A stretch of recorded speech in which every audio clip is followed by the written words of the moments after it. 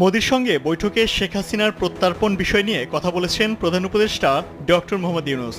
পাশাপাশি শেখ হাসিনা ভারতে বসে দেয়া বক্তব্য, সীমান্ত হত্যা ও গঙ্গা চুক্তি নবায়ন সহ তিস্তা নিয়ে আলোচনা হয়েছে দুই নেতার মধ্যে। শুক্রবার প্রধান উপদেষ্টার প্রেস সচিব শফিকুল আলম গণমাধ্যমকে একথা জানিয়েছেন। থাইল্যান্ডের ব্যাংককে বিমস্টেক সম্মেলনের ফাঁকে শুক্রবার স্থানীয় সময় 12টায় অন্তর্বর্তী সরকারের প্রধান উপদেষ্টা ডক্টর মোহাম্মদ ইউনূস ও ভারতের প্রধানমন্ত্রী নরেন্দ্র মোদী দ্বিপক্ষীয় বৈঠকে বসেন। অন্তর্বর্তীকালীন সরকারের দায়িত্ব গ্রহণের পর প্রথমবারের মতো ডক্টর ইউনূসের সঙ্গে নরেন্দ্র মোদীর বৈঠক হয়।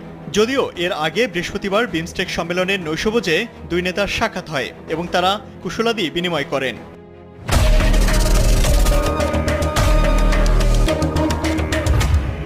নৈশভোজে ভারতের প্রধানমন্ত্রী নরেন্দ্র মোদী ছাড়াও শ্রীলঙ্কার প্রেসিডেন্ট, নেপালের প্রধানমন্ত্রী এবং দক্ষিণ এশিয়ার অন্য নেতারা উপস্থিত ছিলেন।